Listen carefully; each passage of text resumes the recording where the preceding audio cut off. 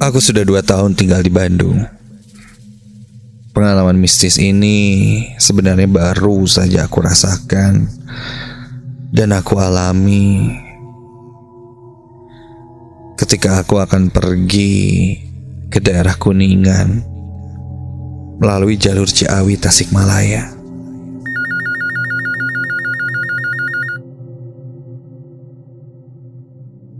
Ketika itu aku mendapat kabar dari adikku bahwa ayahku sakit dan masuk rumah sakit, sehingga aku harus paksakan pulang kampung halamanku itu, meskipun saat itu sudah sangat larut. Aku berangkat jam 2 dini hari bersama temanku Dani. Dia sahabat karibku sejak kita masih bekerja sama di sebuah bank. Dan kebetulan saat itu dia sedang akan menginap di kosanku. Ketika aku ajak dia pun mau-mau saja. Dengan iming-iming akan kutraktir dia. Dan aku pun memulai perjalanan dengan mobil. Sepanjang perjalanan, aku membuka obrolan agar tidak mengantuk. Mulai tentang ayahku yang sakit, sampai ke hal pribadi lainnya.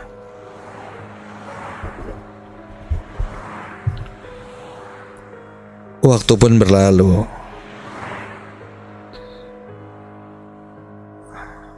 Hingga tak terasa sudah sampai di perbatasan Garut Tasik yang jalannya berliku dan menurun. Dan ketika itu hujan mulai turun.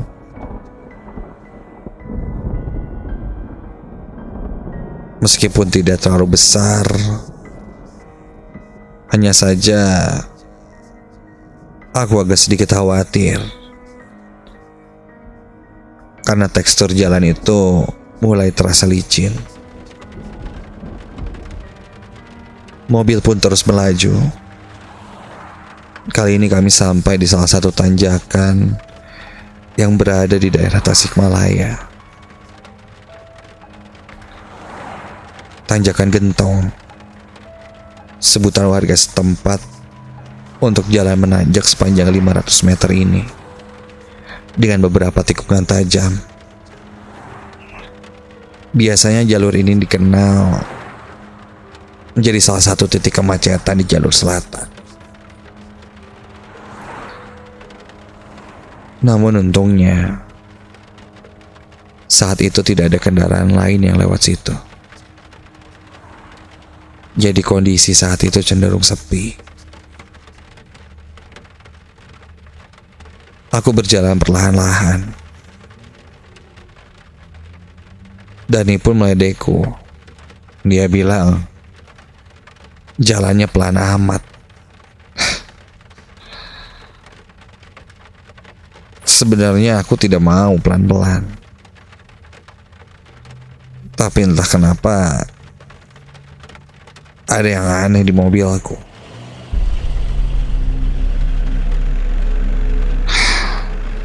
Iya nih Dan, gak tahu gue. Padahal gue udah ngegas terus. Tapi mobil kerasanya berat banget deh. Kenapa ya? Apa mungkin karena nanjak kali ya? Tuh lihat deh. Sampai ngegerung ini ininya mesinnya. Kayak berat gitu. Aneh.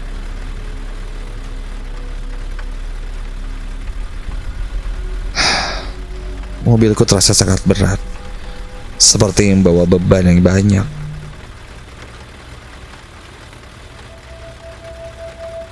Aku coba tancap gas terus. Sampai tiba-tiba mobilku terlontar sangat cepat.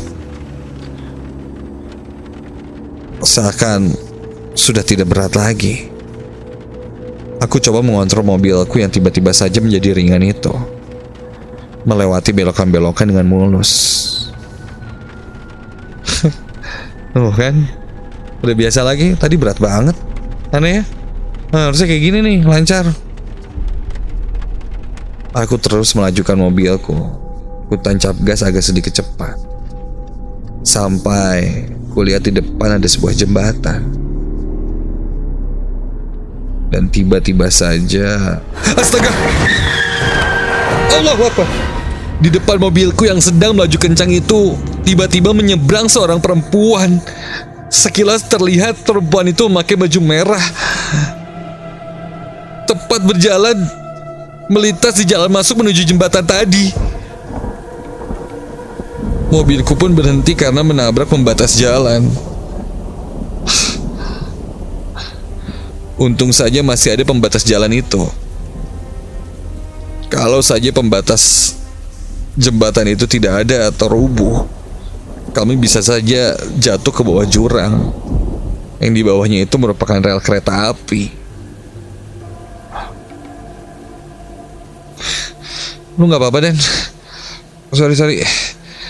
Tadi gue lihat ada yang nyebrang itu cewek pakai baju merah.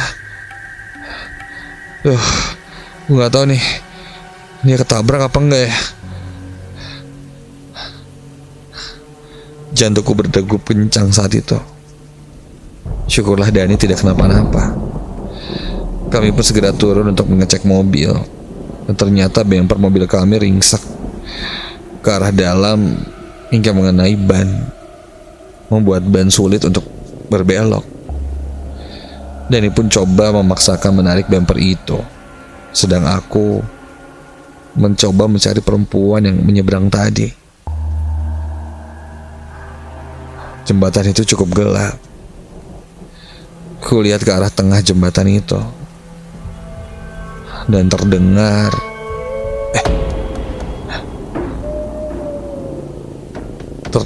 ada suara tangisan perempuan dari arah jembatan.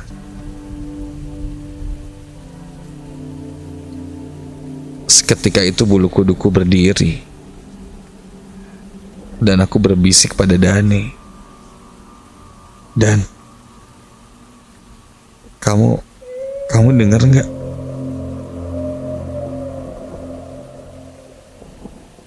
Dia mengangguk dan juga mendengar suara tangisan itu. Itu kayaknya cewek yang nyebrang tadi deh. Gitu kataku pada Dani.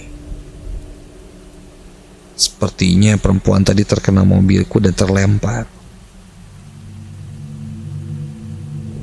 Saat itu kulihat memang di tengah jembatan yang gelap itu ada seseorang yang terkapar.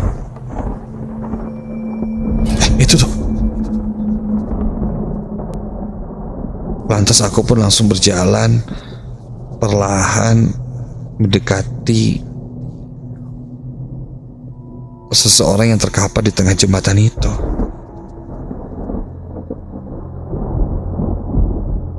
Ketika sudah dekat, jelaslah terlihat seorang perempuan terlentang di tengah jembatan itu. Wajahnya berdarah. Ya, kepalanya seperti terbentur sesuatu. Dia memakai kebaya berwarna merah dengan renda-renda kuning dan membawa tas kecil yang diselempangkan. Dan dananya dia seperti seorang sinden atau penari. Sosok perempuan itu merengek menangis kesakitan. Aduh, punten ya teh. Saya bantu ya teh ya. Ayo berdiri. Kontan aku merasa bertanggung jawab karena menabraknya dan langsung menggendongnya ke mobil. Kulihat Dani berhasil menarik bemper yang tersangkut itu, dan mobil pun sepertinya sudah bisa digerakkan. Aku menggendong perempuan itu dan membawanya ke arah mobil untuk memasukkannya tempat duduk itu. Dan,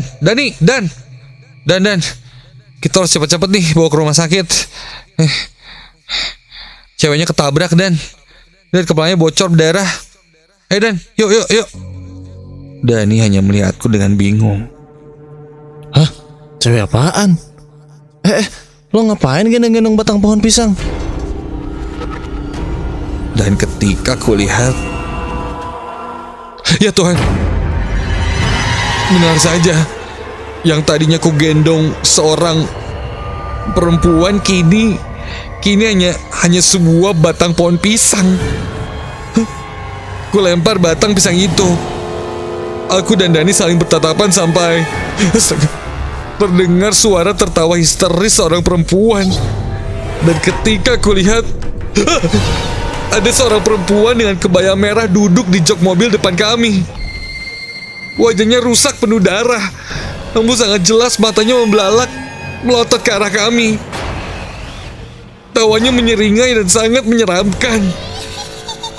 Aku sontak lari dan Dani pun ikut berlari melihatku berlari tunggang langgang. Tidak kupedulikan mobil yang ada di dekat jembatan itu. Aku berlari mencari keramaian hingga akhirnya aku menemukan sebuah warung. Ada beberapa orang di warung itu yang berusaha untuk menenangkan kami. Ketika ditanya kenapa, sontak aku langsung bercerita apa yang kualami barusan. Pemilik warung itu pun berkata, hal itu sudah sering terjadi. Bahkan beberapa jam sebelum kejadianku, ada sebuah mobil yang terguling dan menyebabkan pengemudi serta penumpangnya meninggal dunia.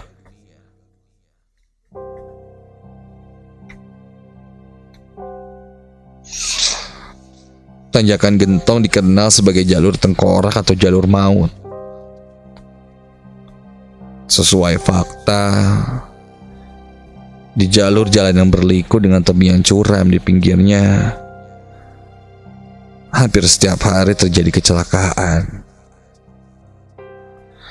Banyak orang percaya bahwa kecelakaan-kecelakaan tersebut bukan semata-mata karena kesalahan teknis pengemudi atau gangguan pada kendaraan yang bersangkutan, melainkan akibat sosok sinden bernama Neng Syarifah. Menurut cerita yang berkembang di masyarakat sekitar, Neng Syarifah sengaja dibunuh sebagai tumbal pembangunan jembatan Sarongge.